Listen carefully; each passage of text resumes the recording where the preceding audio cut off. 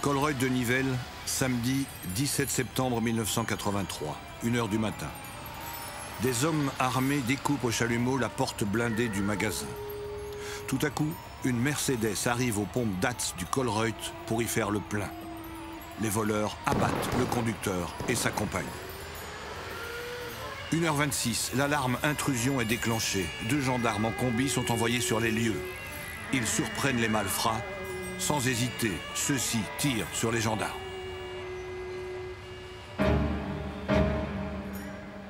Ils ont immédiatement fait feu sur les gendarmes.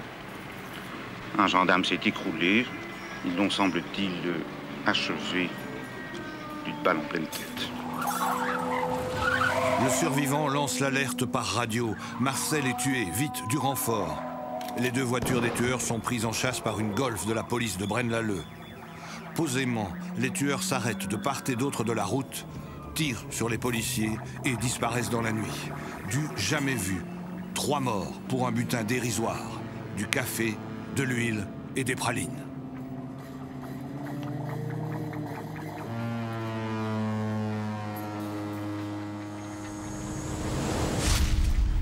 Deux semaines après le Colreuil de Nivelles, la bande réapparaît à Ohain, toujours dans le Brabant wallon. Ceux que les médias appellent les tueurs fous surgissent au restaurant Les Trois Canards. Ils abattent le patron d'une balle dans la nuque et s'enfuient avec la Golf GTI de sa fille. 4 jours plus tard, la Golf pénètre sur le parking du Deleuze de Bercel. Sans la moindre hésitation, les tueurs abattent le gérant et blessent 3 clients. Butin, 1 200 000 francs belges. Très vite, l'enquête révèle qu'il faut ajouter 8 autres attaques sanglantes au palmarès de la bande.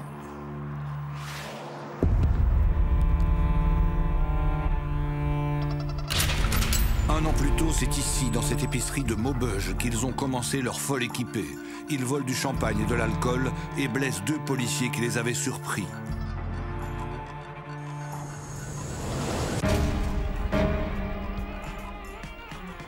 Un mois plus tard, ils récidivent à Wavre. Objectif, l'armurerie de Caise. Après le champagne, c'est un stock d'armes que les tueurs sont venus chercher ici. Je l'ai vu arriver directement, tu ne bouges plus, suivi d'une autre personne qui venait de l'autre côté de la rue, qui, elle, a sorti un fusil de chasse de sa gabardine et m'a frappé directement à la figure.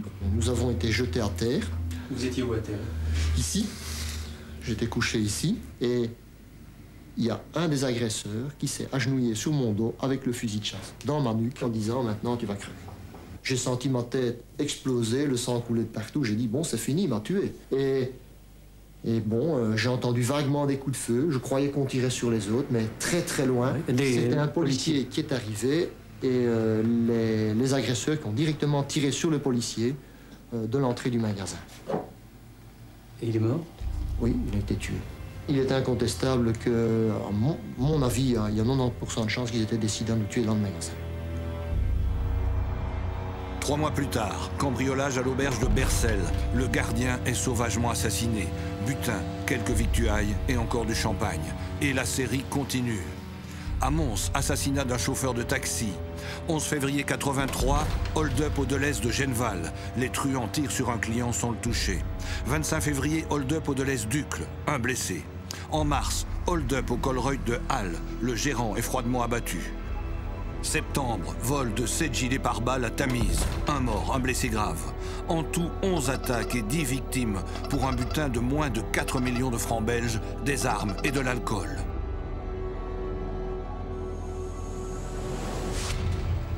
En ce mois d'octobre 83, les forces de l'ordre paraissent totalement impuissantes et désemparées face à 3 ou 4 tueurs fous. J'avais prévenu, j'avais dit attention. Pas assez de policiers dans l'arrondissement de Nivelles, qui est le plus riche du pays, en banque, en grands magasins. Attention, pas assez de policiers. Et voilà ce qui est arrivé. À Nivelles, l'instruction repose sur les épaules du juge Guy Wesel. Jamais, comme il le dira plus tard à la commission d'enquête parlementaire, il n'a été confronté à un tel déchaînement de violence. J'ai instruit un moment où les meurtres se déroulent tous les semaines ou les 15 jours. Et par conséquent, notre obsession, nous, c'est d'arrêter les meurtres. À tout prix. Face à la grande misère de la justice, les tueurs fous paraissent invincibles. Ils surgissent où et quand ils le veulent. Et pourtant, fin octobre, surgit une lueur d'espoir. Ce que je puis vous dire, c'est que si nous ne sommes pas encore au bout de nos peines, nous sommes largement au-delà du point zéro.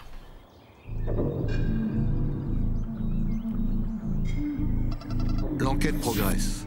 Elle s'est éloignée du riche Brabant wallon, la Californie de la Belgique, pour se diriger vers le Borinage, la région la plus déshéritée du Hainaut. C'est ici que la gendarmerie croit avoir découvert la tanière des tueurs. Elle a ciblé une bande de petits malfrats, pour la plupart issus du quart-monde. La machine judiciaire se met en marche. Des suspects sont arrêtés. Ils deviendront les principaux acteurs d'une mauvaise pièce qui tiendra la Belgique en haleine pendant des années, la filière Boren. À l'origine du coup de filet, une arme, un revolver Ruger 38 spécial. Selon Claude Dery, un expert en balistique, ce revolver aurait servi lors des attaques du Deleuze de Genval et du Colruyt de Halle. C'est la seule preuve matérielle dont dispose la justice. Pour vous, scientifiquement, c'était valable? Rien d'autre. Moi, j'ai une expertise balistique qui est pratiquement formelle, que je fais confirmer par 3 experts. Hein. Monsieur Jamard de Liège, Monsieur Plétings et Monsieur Dery. Et cette expertise est encore plus formelle que celle de Monsieur Dery. Alors moi, je ne sais pas, petit juge d'instruction, c'est pas moi qui vais mettre en cause les affirmations de 3 experts. Hein. Le propriétaire du Ruger s'appelle Michel Cocu. C'est un chômeur de 31 ans, ancien policier communal à Boussu. Il avait été chassé de la police après une escroquerie minable.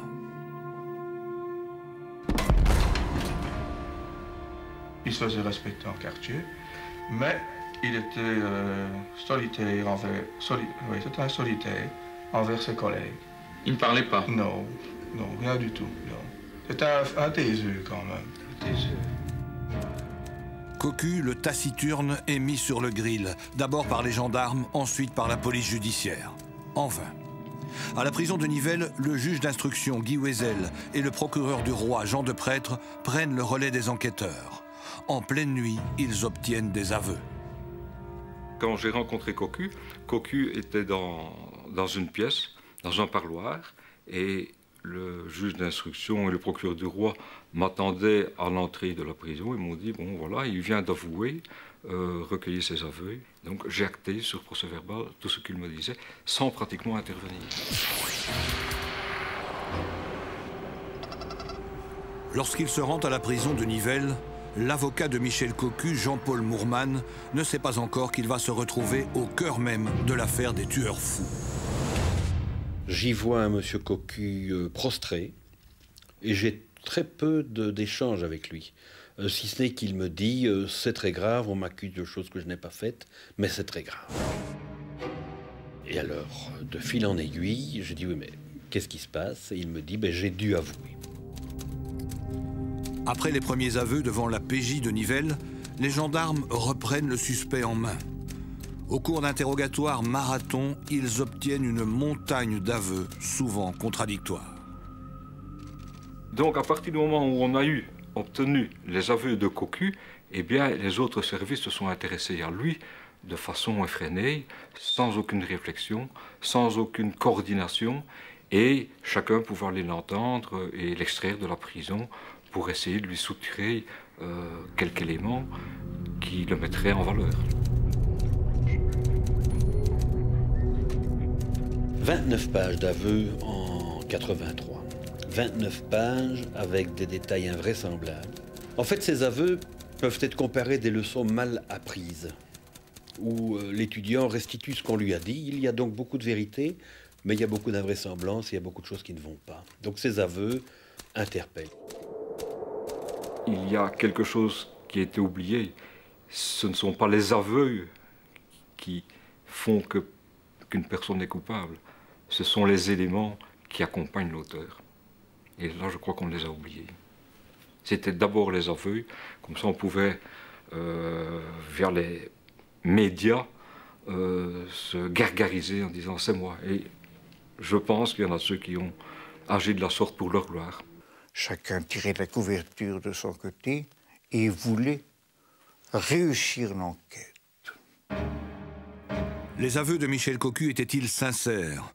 Ont-ils été suggérés, extorqués? À l'époque, Jean-Paul Procureur, journaliste à la RTBF, était entré en contact avec le suspect.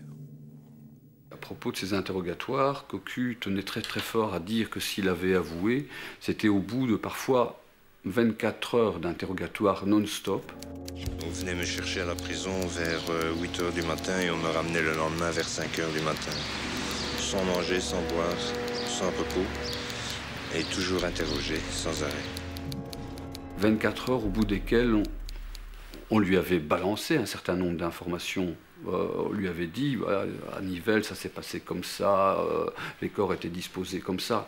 Il n'y avait que les quelques blancs à remplir. Avec le stress que j'avais, je répondais n'importe quoi. Et alors, c'était comme un tableau, quoi. Il y avait des petites cases vides. Et on me poussait à répondre certaines réponses. Et à un moment donné, quand Cocu était bien crevé, on lui disait tu peux téléphoner à ta fille. Et je ne connais pas bien Cocu, mais je sais que sa fille, c'était quelque chose de très important dans sa vie. Et donc le fait de pouvoir téléphoner à sa fille, c'était ce qui le rendait, à un moment donné, ce qui lui faisait lâcher tout ce qui lui permettait encore de dire non, je ne vais pas signer. À un moment donné, après qu'il ait téléphoné à sa fille, Cocu signait n'importe quoi. Dénoncé par Cocu, un certain Adriano Vittorio est lui aussi passé aux aveux. Obèse et asthmatique, il serait le géant athlétique des tueries. Comme Cocu, Vittorio met en cause les méthodes des enquêteurs. Les longs, très longs interrogatoires. Combien de temps? Je me rappelle que je partais le lundi matin de la prison et que je rentrais le samedi matin. Pendant ce délai, sans dormir, boire une tasse de café et une tartine par jour, sans dormir. À force, même le type le plus innocent, il en a marre. Et il peut signer n'importe quoi. Pour les enquêteurs et les magistrats, l'affaire est dans le sac. Les tueurs sont sous les verrous, la Belgique respire. Mais le 1er décembre 1983, c'est la douche froide. Les tueurs sont de retour. Cette fois, ils braquent une bijouterie à Anderlu, près de Charleroi. Ces hommes n'ont pas hésité à se servir d'un arsenal d'armes étonnamment meurtrières. Ce sont des hommes dangereux qui semblent tirer avant de discuter. Nous étions sur place hier soir à Anderlu, où régnait la consternation devant le lieu du double crime. 2 morts, 2 enfants orphelins, bilan de la tuerie d'Anderlu, hier soir. Ils ont été achevés tous les deux parce qu'ils ont une balle dans leur tête. Apparemment, ils ont été achevés.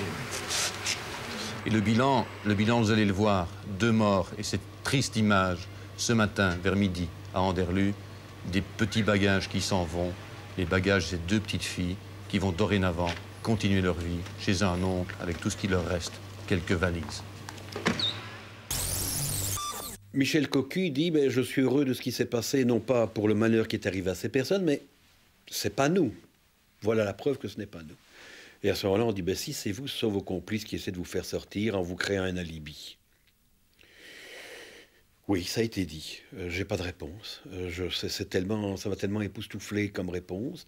Ça veut surtout dire que on ramène les Borins dans un circuit nouveau d'interrogatoire qui se passe avec une réelle brutalité et qu'on réobtient des explications, un peu comme les précédentes, à l'arraché.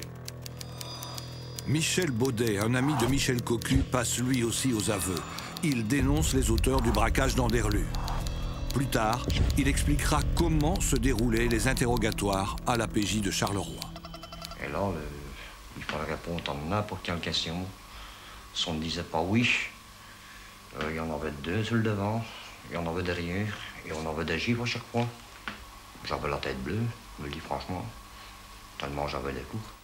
C'était un garçon qui pouvait être un peu peureux et il était vraiment très, très effrayé. Et il refusait absolument de déposer plainte, de peur d'y retourner. C'était pour lui une épreuve. Cocu, lui aussi, a reçu des coups? Oh, oui. Franchement, et même des choses que je ne peux pas dire qui m'ont dit. Je le dirai peut-être plus tard. Des sévices qu'il a reçus? Ouais. Mais il y en a reçu plus que du autres. C'est pour ça qu'il a avoué aussi? C'est pour ça. Il comprenait pas ce qui lui arrivait. Il a un jour dit qu'il était dans un feuilleton et que... Voilà, il était un personnage d'un feuilleton et il ne savait pas ce qui allait arriver au chapitre suivant.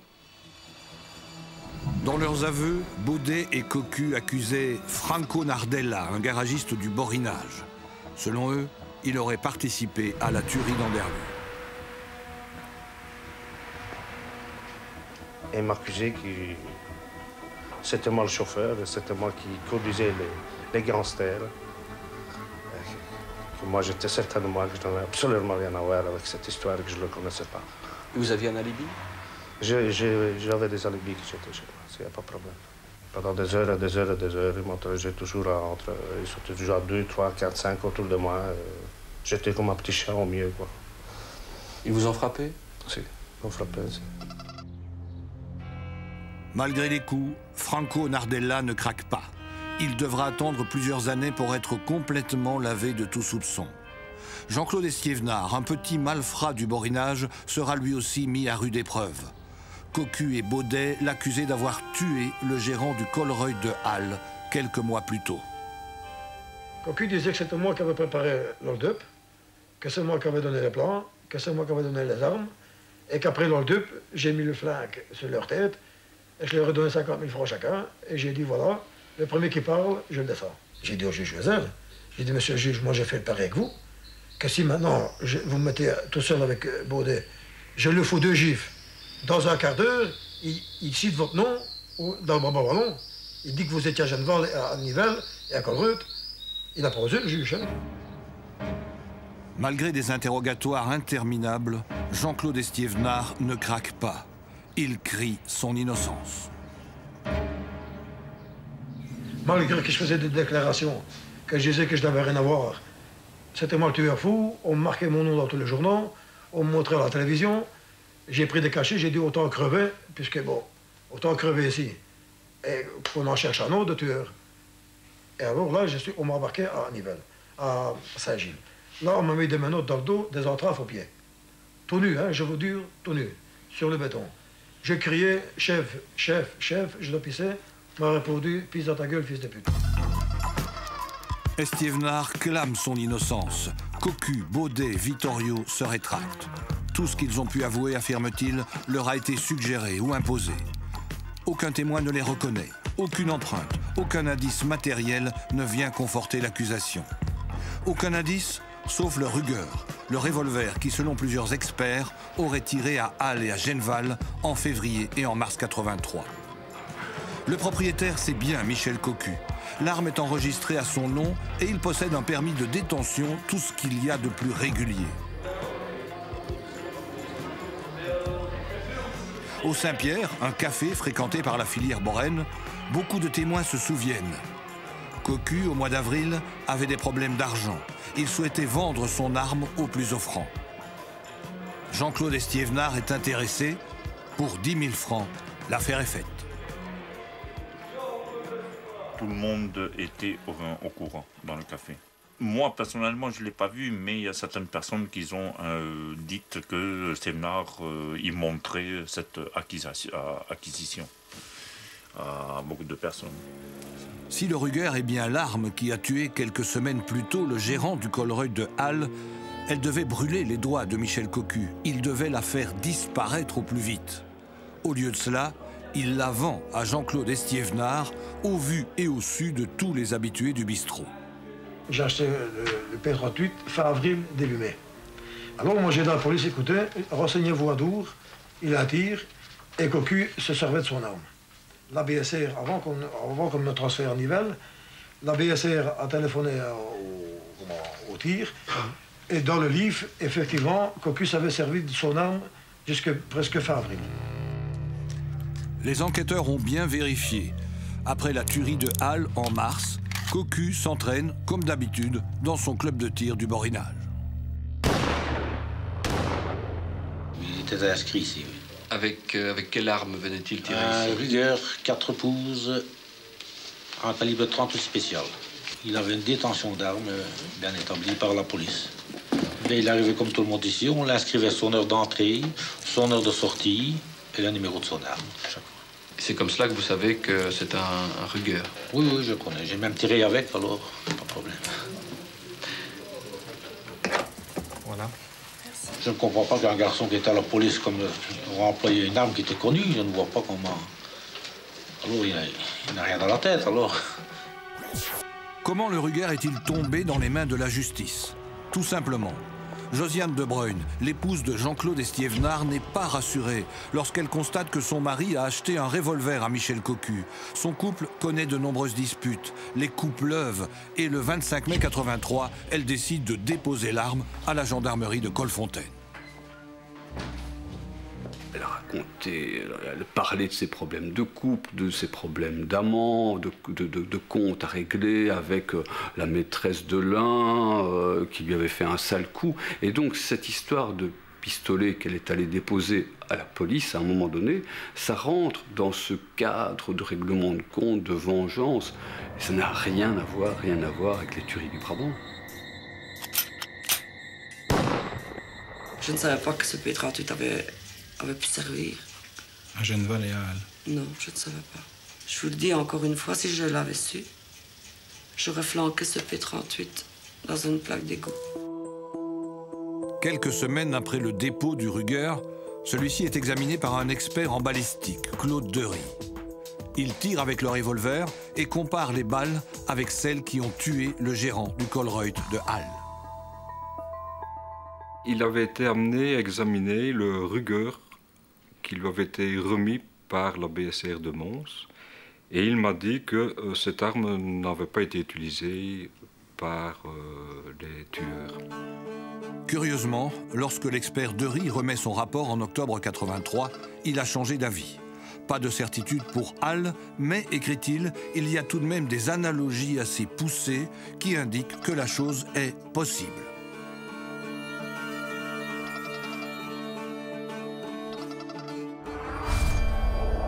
Peut-être a-t-il fait par une autre méthode, une autre expertise. Je ne sais pas pour quel motif ou pour quelle raison, tout d'un coup, il y a eu ce revirement. Pour le Deleuze de Genneval, l'expert Dery est tout à fait formel. À 99%, le Ruger a tiré au cours de ce hold-up. En 1997, la commission d'enquête parlementaire soupçonnera l'expert d'avoir travesti la vérité, infléchi son rapport pour offrir une piste sérieuse à une enquête qui jusque-là tournait en rond. Ici, nous avons eu un peu l'impression que les conclusions étaient dictées et que l'expert, doté d'un bagage léger en la matière, a vraiment rempli, à partir de considérations pseudo-scientifiques, un rapport devant aboutir à cette conclusion nécessaire. Fin 83, la filière Borène part en quenouille. Cocu, Baudet, Vittorio ont rétracté leurs aveux. Ils nient toute participation aux tueries. Aucun témoin ne reconnaît les Borins. Aucune preuve n'accable la bande, excepté l'expertise du Ruger.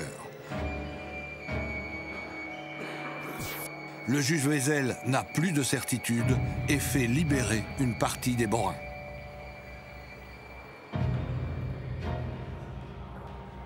J'avais une obsession, quand j'étais vers le mois de décembre 83, mon obsession c'est de savoir que à raison des déclarations d'un inculpé, des innocents étaient probablement mis en cause. Et je n'avais de cesse que de faire des devoirs qui pouvaient éventuellement innocenter. Ce qui est arrivé. À un moment donné, j'ai eu la conviction, tout à fait intime, et quand un juge d'instruction n'a plus de conviction, il n'a qu'une chose à faire, c'est d'ouvrir les portes et de lever des mandats d'arrêt. Je n'ai pas interjeté appel. Pourquoi? C'est parce que j'ai partagé l'avis du juge d'instruction. Pour vous, vous pensiez qu'il y avait toute une série de borins qui n'étaient pas impliqués ou il n'y avait pas assez de charges? Plus assez de charges. Je n'ai pas interjeté appel. On vous a reproché pourtant de vous être m'a acharné sur la filière. C'est bien la preuve que je ne me suis pas du tout acharné sur la filière.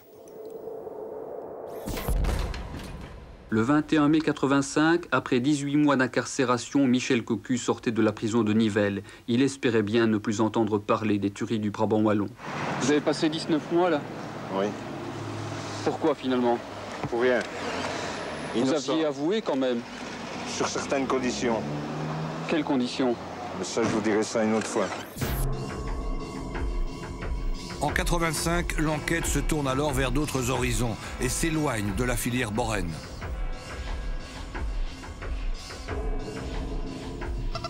Depuis un an, le juge Wesel a été remplacé par le juge Schlicker. Celui-ci prend connaissance d'un rapport étonnant réalisé par des gendarmes de Wavre. Les tueries ne seraient pas le fait de bandits ordinaires. Il s'agirait d'une vaste conspiration pour déstabiliser l'État. Les gendarmes Billet et Balfroy expliqueront devant la commission d'enquête leur théorie du grand complot. Au cours de nos enquêtes, nous avons acquis la conviction que les mobiles des auteurs étaient autres que ceux qui animent de simples prédateurs. Un bénéfice matériel immédiat ne nous semblant pas être le but des crimes. Nous suspections notamment des appointances avec des membres de la gendarmerie, de la sûreté de l'État et des personnalités puissantes. Bon, alors qu'est-ce qu'il y avait dans ces rapports? Bien, ces 3 membres de la gendarmerie, pas de la BCR de Wavre, liaient les tueries du Brabant à une filière Liaxa, à l'assassinat contre le pape, à la tentative d'assassinat, contre le pape et l'assassinat du Premier ministre de Suède, à l'époque, qui s'appelait M. Olof Palme. Voilà. Bon. Alors, est-ce que Monsieur le juge Schlicker a envoyé des commissions rogatoires au Vatican, en Suède, pour vérifier la réalité de ce qui était contenu dans ces rapports? Mais c'est ça qu'il y avait dans ces rapports, Monsieur le Président. La thèse du grand complot terroriste séduira pourtant beaucoup d'enquêteurs. Elle sera renforcée par l'apparition d'un nouveau fléau, les CCC.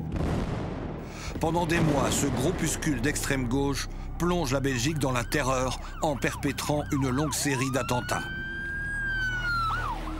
Le 29 mai 85, c'est le drame du Heysel, 39 morts. Une tragédie qui révèle une fois de plus l'inefficacité des forces de l'ordre et le manque de responsabilité des autorités politiques.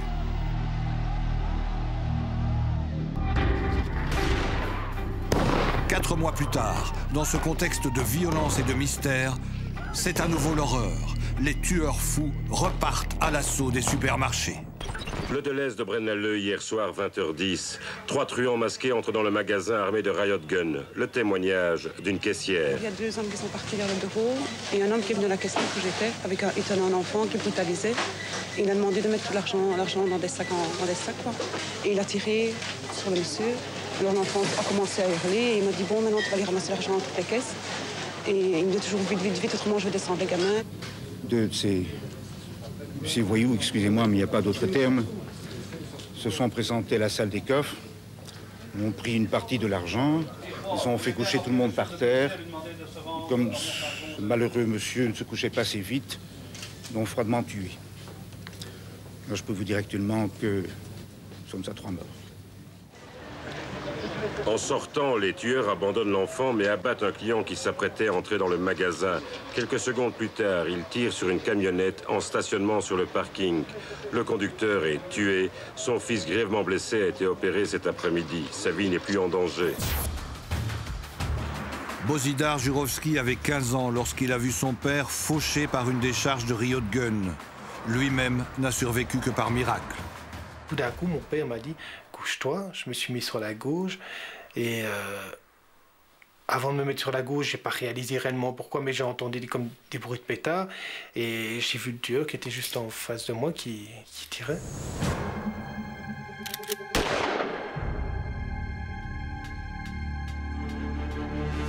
Et j'ai reconnu comment son regard, qui m'a vraiment frappé, c'était un regard profond, dur, avec des yeux très, très noirs comme ça. Le cauchemar n'est pas terminé. Dans les minutes qui suivent le carnage de Braine-l'Alleud, les mêmes tueurs s'attaquent au Delhaize d'Overreis. Nouveau hold-up au Delhaize d'Overreis. 3 tueurs fous vêtus de longs manteaux mitraillent tous sur leur passage.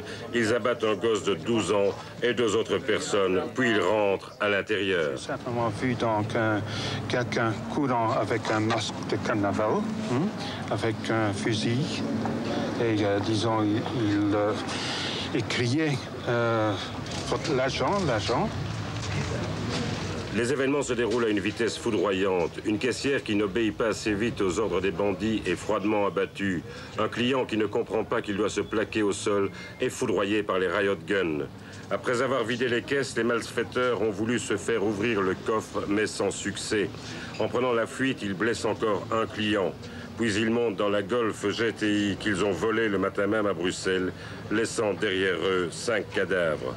Au total, ces 2 hold-up crapuleux ont fait 8 morts.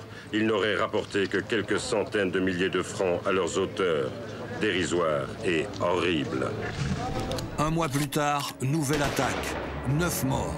À 8h43 hier soir, le Delhaize d'Alost est pris d'assaut par 3 hommes portant cagoule. L'un d'eux au moins est armé d'un riot gun. Le magasin était sous la protection des forces de l'ordre. 2 policiers se trouvaient devant le magasin, ce qui explique peut-être les réactions rapides, mais pas très efficaces, des forces de l'ordre, comme vous allez le voir. Ils tiraient sur tout ce qui bougeait. Par exemple, un panneau qui a bougé avec le vent. Ils tiraient dessus. Puis la police est arrivée. Ils m'ont demandé ce qui se passait. Et je leur ai dit, ils sont là, derrière le coin. Ils tirent sur tout ce qui bouge. Et alors la police m'a dit, enfuis-toi ou couche-toi, ici, à plat ventre, parce qu'ici, on va tirer. Dus vanaf de hoek hier heeft er een persoon vermoedelijk met een geweer naar mij geschoten. Stond in de richting van de Haring. Ik heb me volledig op de grond gelegd. En un mois, les attaques ont fait 16 victimes, hommes, femmes et enfants, pour un butin de quelques millions de francs belges. Jamais les tueurs fous ne reviendront, jamais on ne les retrouvera. Face à quelque chose d'aussi grave, parce que l'on quitte le fait divers pour entrer dans un véritable phénomène de société, il faut alors déployer des moyens exceptionnels. Or, on reste avec des polices divisées, avec des arrondissements judiciaires qui se coordonnent très peu, avec une absence de centralisation de l'enquête. Bref, je reviens à ce mot terrible, on joue en amateur face à des personnes qui, manifestement, même si elles commettent beaucoup d'erreurs, ont une intention beaucoup plus professionnelle. Les hypothèses les plus inquiétantes reprennent vigueur. Une force occulte tenterait de déstabiliser la Belgique. Le procureur du roi de Nivelles, lui, garde fermement les pieds sur terre. La motivation, c'est l'argent. La motivation et l'argent. Je n'en vois raisonnablement pas d'autre. C'est le mobile, à votre avis? C'est le mobile. C'est le mobile. C'est le mobile. Ce sont des truands. Je vous répète, ce sont des prédateurs. Ce sont des prédateurs. On enferme les enquêteurs dans une espèce d'obligation de résultat. C'est démontrer à tout prix que cette thèse-là est la meilleure thèse, qui va d'ailleurs rassurer tout le monde. Parce que s'il s'agit de bandits de droit commun, eh bien, tout le monde peut considérer que circuler, il n'y a plus rien à voir. Après la deuxième vague de tueries en 85, l'enquête cherche des prédateurs et se tourne à nouveau vers la filière boraine. On sait pourtant que les Borins ne pouvaient pas être à Braine-l'Alleud, Overreis et Alost. Ils ont tous un alibi. Du côté des enquêteurs qui poussent dans ce sens, on se dit, oui, n'ont pas participé, mais ils étaient dans la première vague, donc ils connaissent aussi ceux qui ont participé à la deuxième vague, donc il faut les maintenir en prison pour les faire parler, et ils nous livreront. Ce ne sont pas les vrais chefs des tueurs. Maintenant, on se dit, tiens, ce n'est pas les vrais chefs. Mais eux, les Borins, vont nous donner les vrais chefs. Ils sont un maillon essentiel pour nous faire comprendre l'affaire. Et le carrousel recommence. Michel Cocu est à nouveau longuement interrogé et passe une fois de plus aux aveux. Michel Cocu a eu des moments où il s'est ressaisi, où il s'est rétracté. À ce moment-là, on ne l'entendait plus. Quand il parle, on l'entend. Et quand il parle, c'est quand? C'est quand il a des moments de lassitude. On ne vérifie pas ses aveux, donc en fait, il dit ce qu'on veut. Et il ne se souvient pas souvent de ce qu'il a dit. Interrogatoire des Borins, aveux, rétractation, l'histoire bégaye. Au sein même de l'appareil judiciaire, certains magistrats sont scandalisés. Ils ne comprennent pas que le parquet et le juge d'instruction s'acharnent à ce point sur la filière Borel. Il fallait montrer à l'opinion publique qu'on tenait les coupables, et cette obstination n'a donné que des résultats lamentables. Et cette volonté de nous les tenons, etc., a été communiquée par des exhortations un peu, je dirais, un peu ultra-viriles par rapport aux enquêteurs. Que ce soit la PJ ou les gendarmeries, allez-y, trouvez des preuves. Non plus chercher quelqu'un, mais trouver des preuves sur ceux qu'on a déjà. Ça, c'est la grande faute. Et des preuves, en 86, il n'y en a pas plus qu'en 83. Toujours ses aveux, aussitôt rétractés, et toujours ce fameux Ruger. Pour en avoir le cœur net, le juge Schlicker demande une nouvelle expertise. Le revolver est envoyé au célèbre laboratoire de la police allemande, le BKA à Wiesbaden. Ces experts jouissent d'une réputation flatteuse. On les dit infaillibles. J'avais visité Wiesbaden. Et j'avais été séduit par leur laboratoire, leur professionnalisme. Et quand je suis rentré, j'ai dit à M. Schlicker, il faudrait envoyer l'arme à Wiesbaden. Ce qui a été fait. Les conclusions de Wiesbaden tombent le 12 février 86. C'est bien un Ruger qui a tiré à Genval et à Halle, mais ce n'est pas celui de Michel Cocu. En quelques lignes, Wiesbaden anéantit la filière Borel. Et pourtant, dans les jours qui suivent, le juge Schlicker délivre de nouveaux mandats d'arrêt contre les Borins. Pendant 9 mois, l'expertise qui innocente Michel Cocu va rester secrète. Le juge Schlicker ne verse pas cette pièce capitale au dossier. Je n'ai jamais vu ce genre de comportement d'un juge d'instruction, puisque aussi bien le devoir qui rentre ordonné par l'instruction doit être automatiquement enregistré par le greffier et versé au dossier. À la minute même où il se retrouve après devoir accompli sur le bureau du juge. Je savais qu'il y avait cette expertise, mais ce que j'ignorais, d'ailleurs, M. Schlicker l'a très honnêtement confirmé devant la commission d'enquête, j'ignorais que ça ne figurait pas au dossier. Chaque mois, la Chambre du Conseil se réunit pour statuer sur la détention des Borins. Étrangement, dans son rapport sur l'état de l'enquête, le juge d'instruction n'évoque à aucun moment le rapport de Wiesbaden. Donc voilà un élément important.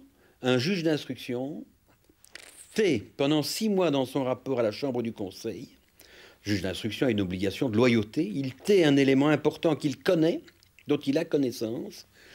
Donc c'est un mensonge par omission. Problème de mémoire, sans doute. À Bruxelles, en degré d'appel devant la Chambre des mises en accusation, l'avocat général Jaspard passe lui aussi l'expertise sous silence. Or, il sait par un rapport du parquet de Nivelles que cette expertise est favorable à Michel Cocu. Et comment expliquez-vous alors que M. Jaspard, l'avocat général, n'en fasse pas état devant la Chambre des mises en accusation? Ça, je ne peux pas vous répondre. Je n'y étais pas. Jasper est décédé, comme vous le savez. Sinon, vous auriez pu lui poser la question. La question fut posée à l'avocat général Jaspar lors de la commission d'enquête. Les députés avaient retrouvé le texte de son réquisitoire, texte dans lequel il ne faisait aucune mention de l'expertise qui innocentait Michel Cocu. Au contraire, M. Jaspar affirmait que toutes les expertises étaient unanimes, le Ruger avait été utilisé dans les tueries. Il est avéré que, en août 1986, vous écrivez quelque chose qui est contraire à la vérité. Je vous dis, je n'ai jamais rien caché à la Chambre des Si, vous avez caché. Non. Alors, non. Comment expliquer... Il y a une chose que je ne m'explique pas non plus. Oui, je suis désolé. Vous écrivez le contraire de la vérité. Mais j'ai le regret de vous dire que je ne peux pas vous répondre. Je ne peux pas vous répondre. Secrétaire, La seule chose que je aussi. sais, c'est que je n'ai jamais scellé une pièce. Vous avez écrit expressément dans un acte officiel qui est un acte essentiel de procédure, le contraire de ce que vous reconnaissez aujourd'hui. Alors, si vous me dites que ça, c'est pas une violation de la vérité, je ne sais pas où vous placez la vérité et vous placez le mensonge dans les fonctions que vous exerciez. Oui, vous pouvez traiter ça par le mépris, il n'en reste pas moins qu'il y a une question et qu'il n'y a pas de réponse. Comme vous me voyez maintenant, je m'interroge moi-même parce que j'ai le sentiment, je vous dis, de n'avoir jamais dit le contraire de la vérité. Je pèse vraiment mes mots lorsque je dis que le sentiment que nous avons eu, c'est qu'il y a eu la forfaiture. C'est-à-dire utilisation par les magistrats de leur pouvoir, de leur devoir, à des fins autres que la manifestation de la vérité. Il faudra 9 mois avant que l'expertise de Wiesbaden soit mise au jour. Les circonstances de sa découverte au palais de justice de Nivelles sont rien moins que stupéfiantes. Je rentre un soir à mon bureau. J'ai un coup de téléphone qui dit Maître Moorman, oui. Voilà, je m'occupe de près ou de loin du dossier. Savez-vous qu'il y a un rapport d'expertise qui innocente votre client? Je dis non, qui est à l'appareil. Écoutez, je préfère ne pas me présenter, mais si vous venez demain au palais de justice, il y a un rapport d'expertise qui établit que le Ruger n'a pas servi. Voilà comment j'apprends l'existence. Donc par des voies tout à fait extraordinaires, par les voies du Seigneur, on me téléphone. Le lendemain, l'avocat de Michel Cocu se rend au palais de justice de Nivelles. Dans les bureaux du juge Schlicker, un homme lui tend un dossier. Je frappe à la porte du juge d'instruction, un monsieur m'ouvre la porte et me donne un dossier. Et je me retrouve dehors, bête, avec un dossier, avec une pièce du dossier entre les mains. Non inventorié, bien sûr. Je suis dehors, je regarde, je lis, et je m'aperçois de l'importance, effectivement, puisque les conclusions sont nettes. Je lis la page de garde qui est la mission d'expertise, je lis les conclusions de l'expertise. Évidemment, c'est la découverte. Pourquoi ce rapport a-t-il été caché? Certains diront que le juge Schlicker a été influencé par la forte personnalité du procureur Jean Deprêtre. Je n'ai jamais imposé quoi que ce soit à qui que ce soit, juge et enquêteur. Et si on vous dit le contraire, on vous a raconté des calembres d'âne. Maintenant, si j'ai une forte personnalité, dois-je me le reprocher? En novembre 86, le scandale du rapport caché ébranle la justice. La Cour de cassation tranche dans le vif et dessaisit Nivelles du dossier des tueurs du Brabant. Motif, suspicion légitime. L'affaire quitte Nivelles pour être confiée au parquet de Charleroi. Pendant des mois, les nouveaux patrons de l'enquête, le juge d'instruction Lacroix et le premier substitut Jonker, vont se plonger dans ce dossier mammouth. Nous avons été surpris, Jean-Claude Lacroix et moi, par le nombre considérable d'auditions menées, rendant leur lecture parfois très très difficile. Certains inculpés avaient été entendus jusqu'à 20 fois. Comme si s'étaient multipliées aussi les occasions de contradiction, de précision qui n'en était plus, de marche arrière, de marche avant. C'était très très pénible de maîtriser le dossier sous cet angle. En attendant, pendant de longs mois, les Borains restent en prison. Finalement, ils sont renvoyés devant la cour d'assises pour les seuls faits de Halle, Genval et du Colreuil de Nivelles. Au lieu de les prendre en photo, on les prend les responsables des tueries du Brabant. Le juge Schlicker et les hommes. On les accuse donc de 3 attaques sur 15, 4 morts sur 28. C'est évidemment très mal parti de vouloir dire à un jury de cour d'assises, on va vous donner, j'aime pas d'employer l'expression apéritif, mais on va vous donner en apéritif quelques faits des tueries, le reste vous tracassez pas.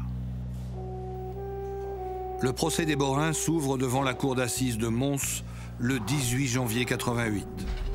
Les charges, essentiellement les aveux rétractés de Cocu, Baudet et Vittorio, ainsi que certaines expertises du Ruger. Ils risquent tous la peine de mort. Dans le box des accusés, Michel Baudet a les yeux vissés sur le tableau du Christ en croix qui surplombe la cour. J'entends qu'il dit quelque chose. Et je ne comprends pas bien ce qu'il dit, parce qu'il est un petit peu à hauteur par rapport à moi. Et donc je tends la tête et je vois qu'il regarde le Christ qui, à l'époque, garnissait la cour d'assises, et qui lui dit « Fais une saké, allez, fais une saké ». Et je me suis dit qu'on était bien partis.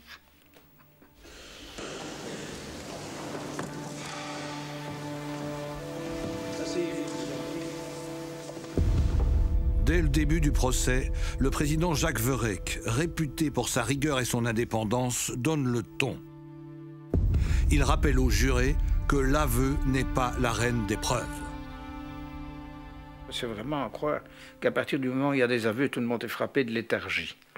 Plus rien ne bouge, plus rien n'avance. Ah, on a des aveux, le problème est résolu. Non, ce n'est pas vrai, le problème n'est pas résolu. Les aveux, oui. Maintenant, vérifions les aveux.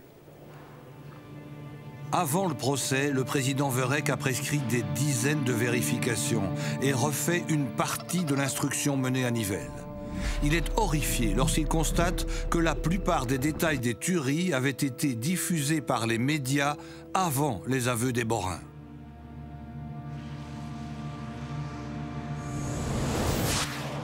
Le président s'est rendu lui-même sur les lieux des tueries.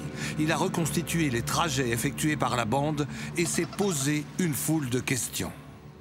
Alors moi, ça a été un de mes points d'interrogation. Comment ces gens qui viennent du fin fond du Borinage vont savoir qu'il faut aller par là, qu'il faut aller par là, alors que ça n'est pas simple. À un point tel que lorsque j'avais été sur place pour voir un petit peu les trajets à l'occasion du vol d'un véhicule Volkswagen, les policiers me conduisaient qui avaient déjà été, qui connaissaient l'endroit, se sont eux-mêmes perdus alors qu'ils savaient où ils allaient. Alors, on a fait lire Boren, point d'interrogation.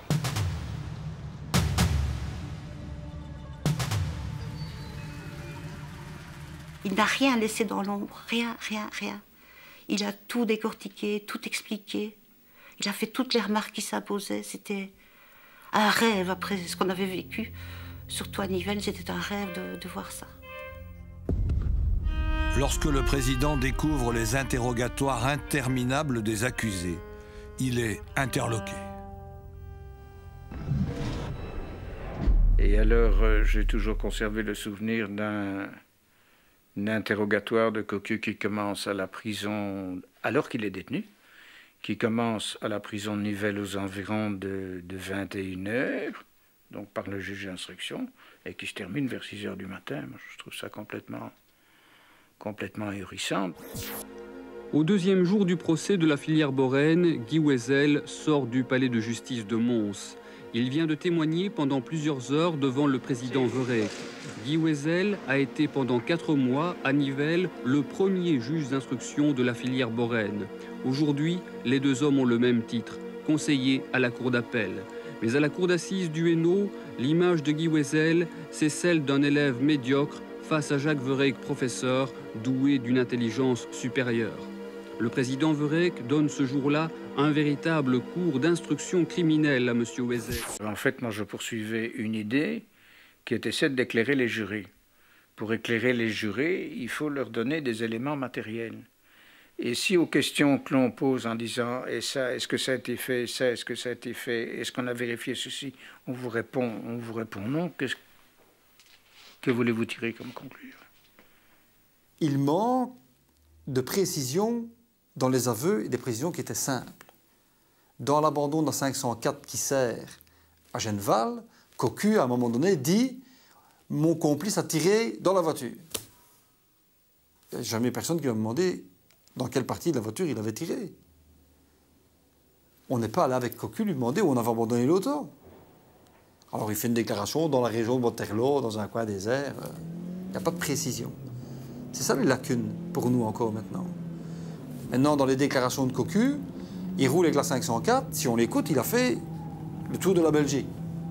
Or, on sait que le kilométrage, c'est 100 km. Donc, même les explications de Cocu sur l'utilisation du véhicule ne tiennent pas non plus. Ça, ce sont des éléments qui étaient vérifiables déjà à l'époque. On pouvait avoir des explications. Cocu et Stiévenard, en confrontation, ont sorti parfois des choses qui étaient vérifiables, mais tellement vérifiables que je pense qu'on ne les a même pas vérifiées. La Cour n'est pas au bout de ses surprises. Devant un auditoire médusé, le juge Wézel fait part de ses doutes à propos de la culpabilité des Borins. Je me demande, dit-il, si l'enquête n'a pas été délibérément orientée sur une fausse piste. Donc voilà M. Wézel qui a délivré mandat d'arrêt qui dit ça. Et il dit « J'espère que le juge d'instruction de l'époque, c'est lui le juge d'instruction de l'époque, donc il parle de lui aux assises à la troisième personne, n'a pas été trompé. » Ça, c'est extraordinaire. Je n'ai jamais été convaincu par les aveux de Cocu, Baudet et Vittorio. Pourquoi délivre-t-il mandat d'arrêt alors? La description que les témoins font des auteurs à Halle et Genneval ne correspond pas à celle des Borins. À Halle, les témoins parlent d'un auteur qui a les yeux bleus. Aucun des Borins n'a les yeux bleus. Les tailles et les silhouettes ne correspondent pas, dit-il. Les auteurs s'exprimaient en très bon français, ce qui n'est nullement le cas des Borins. Effectivement, ils parlaient habituellement en patois.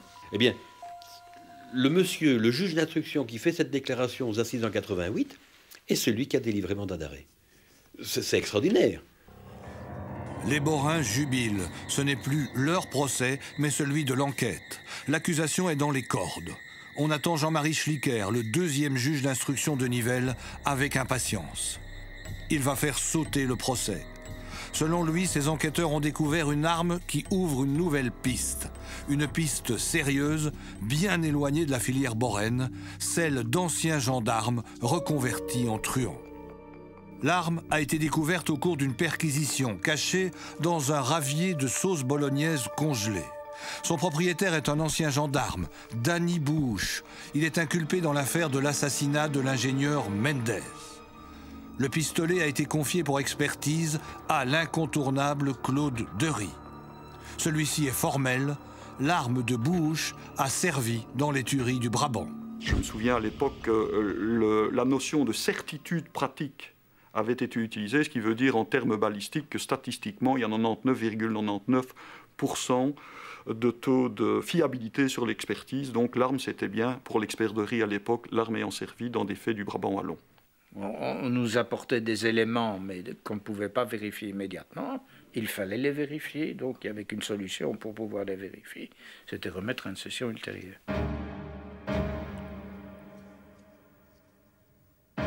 Le procès de Mons est suspendu. À Nivelles, les enquêteurs du juge Schlicker foncent sur la piste des anciens gendarmes.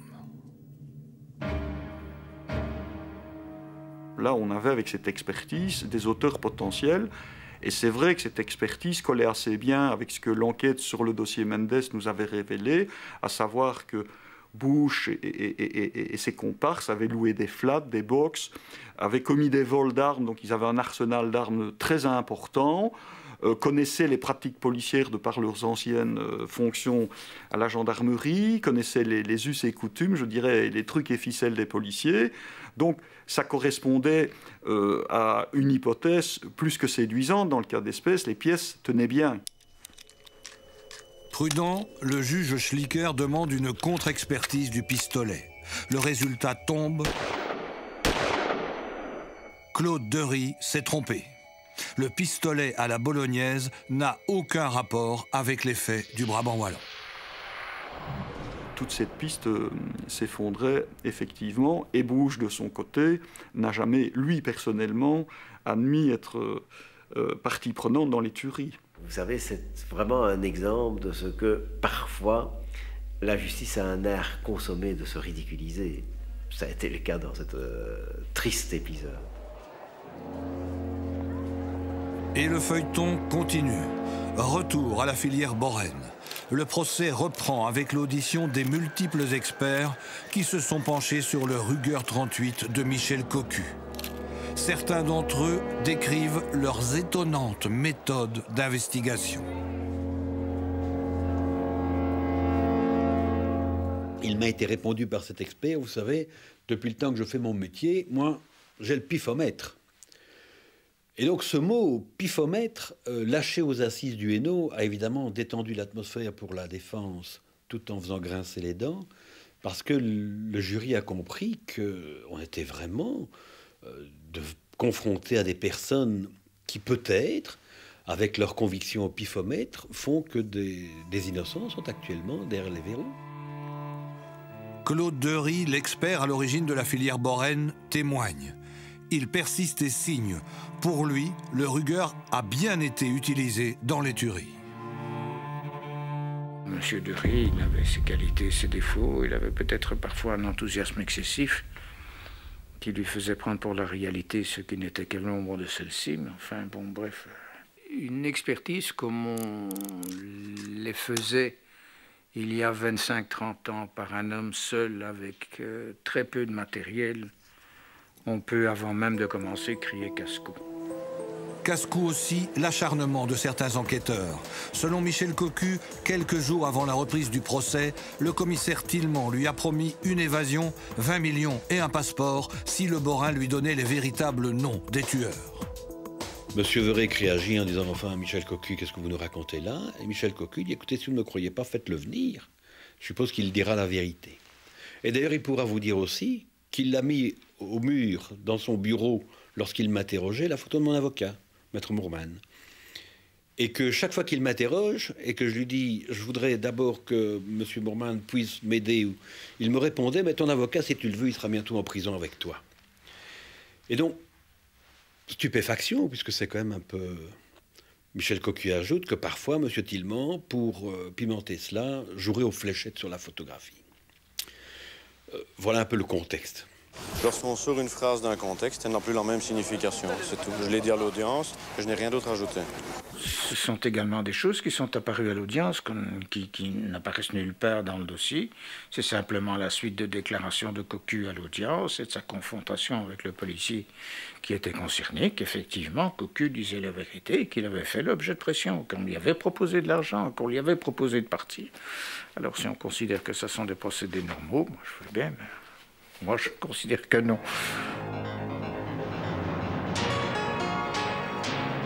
Vous n'entendrez plus parler de la filière Borène. La filière Borène est morte ce soir au palais de justice de Mons. Après 6 heures de délibération, le jury populaire a tranché clairement et nettement. Non, les Borins ne sont pas les tueurs du Brabant wallon. Cocu, Baudet, Boirouch, Estiévenard, Vittorio n'étaient pas au hold-up de Genneval. Ils ne sont pour rien dans la tuerie de Halle et du Colreuil de Nivelles. Et le premier à sortir du palais de justice de Mons est Jean-Claude Estiévenard, accompagné de son frère. Depuis 5 ans, il clame son innocence. L'idée qu'on ait pu dire de lui que c'était un tueur continue à le révolter. Aujourd'hui, on prend Estiévenard comme vedette. Mais il y a 5 ans, on prenait Estiévenard comme tueur. Non, hein? J'espère qu'on le trouvera et le punir comme il faut le punir. Parce que de massacre comme il l'a fait, j'ai vu toutes les photos et tout ça, c'est vraiment de la boucherie. C'est vraiment dégueulasse ce qu'il a fait. Mais nous autres, on a eu le nom pendant 5 ans, et ça, je ne dirais jamais. Michel Cocu est le dernier à sortir du palais de justice. Il est aussi le plus calme. Il sort accompagné de son avocat, Maître Mourman. Le principal, c'est que je sois sorti. Pour l'instant, il n'y a rien d'autre à dire. Qu'est-ce que vous allez faire maintenant? Vous savez déjà où vous allez maintenant, ce que vous allez faire ce soir? Je vais retourner chez moi. C'est déjà une chose. Et je vais voir ma fille. Depuis des mois et des mois, j'étais persuadé que que les enquêteurs avaient fait fausse route, j'étais persuadé qu'ils étaient innocents en tout cas des tueries du Brabant. Et donc je trouve que c'est l'éclatement de la vérité, et il n'y a rien de plus beau que l'éclatement de la vérité. Et je pense que ce soulagement correspond effectivement à une lame de fond qui se sent depuis longtemps dans ce dossier, c'est qu'il est temps de chercher les vrais coupables. Les vrais coupables, on les a cherchés. Mais 20 ans après l'acquittement des Borins, ils courent toujours. La cellule de Jumet n'a pourtant pas ménagé sa peine. Des dizaines de policiers ont remué ciel et terre, envisagé toutes les hypothèses. Dans un premier temps, priorité est donnée aux pistes politiques. Terrorisme d'extrême droite, complot de la sûreté, de la gendarmerie, du KGB et même de la CIA. Il y a eu des enquêtes sur une probable déstabilisation. On est revenu avec des opérations bleues de 1976. On a pensé que ça pouvait être des anciens gendarmes. On a pensé que ça pouvait être des techniques utilisées par l'escadron spécial d'intervention de la gendarmerie.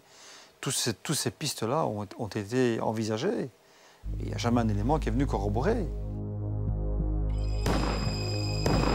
Après la piste du terrorisme, les policiers analysent le comportement des tueurs, leurs objectifs, leurs mobiles. Et à nouveau, la thèse des prédateurs refait surface. Ils ont une réactivité qui a peut-être, je vais dire sous un éclairage trompeur, donné l'impression qu'on avait affaire à des gens super entraînés. Je pense plutôt qu'on a simplement affaire à des gens déterminés dans leur volonté de ne pas se faire prendre. En aucun cas. Pas pris vivant.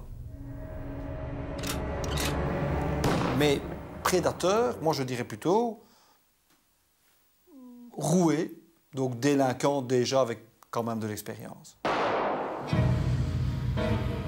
Quand ils vont à Maubeuge, ils vont voler du champagne, ils vont voler du vin, ils vont voler ce qui les intéresse. Ces gens vont chercher ce qui les intéresse. Ils vont chez Dockers, ils vont voler des armes. Pourquoi? Mais parce que depuis le début, ils sont là avec un 7,65 et avec un calibre 10. Leur armement, c'est peut-être pas suffisant. Ils vont voler des armes. Ils se donnent les moyens d'aller voler des armes. Puis ils vont faire des hold-up. Il faut quand même regarder les butins. 800 000, 1 million, en 1983. C'était des butins tout à fait raisonnables. Hein. Alors, ça, on oublie. Oui, dans l'absolu, on oublie. Ils vont au Colreuil de Nivelles. On ne connaît pas exactement le but du Colreuil de Nivelles. Ils ont découpé la porte. Ils avaient chargé déjà de l'huile, ils avaient chargé du café, ils avaient rempli des caddies avec des bouteilles d'alcool et des cigarettes. Ce sont des vols tout à fait réguliers à l'époque. Encore maintenant, on attaque des stations-service pour aller voler les cigarettes et l'alcool. Mais les victimes, c'est dans leur processus de fuite. De dire, voilà, on ne se fera plus prendre. On ne peut pas se faire prendre. On ne peut plus se faire prendre. Et s'ils ne veulent pas se faire prendre, il n'y a qu'une solution, c'est d'éliminer tous les obstacles. Très souvent, les tueurs ont effacé les traces permettant de remonter jusqu'à eux. Plus d'une fois, pourtant, les enquêteurs auront la conviction de s'approcher de la vérité. En 2004, c'est ici, dans le bois de la Houssière, l'un des points de chute des malfrats, que les policiers espéraient découvrir enfin un élément essentiel, le cadavre du principal auteur des tueries. Les pelleteuses tiendront les médias en haleine pendant des semaines. En vain. C'est l'échec. La cause de l'échec de l'enquête se trouve peut-être dans notre incompétence à laquelle j'ai participé. Elle ne se trouve certainement ni dans des blocages, ni dans un manque de moyens et d'efforts investis notamment en termes humains. Il y a des centaines d'hommes et de magistrats qui ont travaillé dans cette affaire. Rien n'a été négligé. Les techniques les plus modernes de la police scientifique ont été mises en œuvre. L'ADN, l'empreinte génétique d'un tueur, est extraite de la salive laissée sur un mégot de cigarette. Nous avons exploité ces éléments scientifiques qui peuvent apporter des éléments de preuve tout à fait confondants en comparant les résultats de ces analyses ADN à partir donc des mégots avec la salive qu'on a prélevée sur des centaines et des centaines de personnes que nous avons interpellées ou réinterpellées. Et dans les centaines et les centaines de cas, le résultat a toujours été négatif. La cellule de Jumet introduit dans l'enquête le polygraphe, le détecteur de mensonges. Des dizaines de suspects seront soumis au test qui devait révéler la vérité, sans aucun résultat. Pour dessiner de nouveaux portraits robots, des témoins sont réinterrogés sous hypnose. Le dessinateur, je lui ai décrit en étant en hypnose. Et quand ils m'ont dit « ouvrez les yeux » et que j'ai vu le dessin et les regards comme j'ai expliqué, j'ai dû refermer les yeux directement. J'ai été pris d'émotion. C'était lui. C'était lui, oui. Les portraits robots qui ont été réalisés grâce au recours à cette technique qu'est l'hypnose nous ont donné là réellement un grand espoir, puisque pour la première fois, nous avions devant nous, nous pouvions constater des visus, les visages des auteurs tels qu'ils étaient en tout cas dépeints par différents témoins des faits. Donc ces portraits robots ont été diffusés. Nous avons recueilli sur cette base-là des centaines et des centaines, je crois de mémoire, à peu près 1500 renseignements divers qui ont été, dans la mesure du raisonnable en tout cas, exploités. Mais là encore, on a fait chou blanc. Aujourd'hui, l'un des derniers espoirs d'identifier les tueurs repose sur cette femme. Danielle Zucker est une psychologue belge, formée par le FBI aux techniques les plus pointues du profiling. Sa tâche, mettre les enquêteurs sur la bonne piste en traçant le vrai profil des tueurs.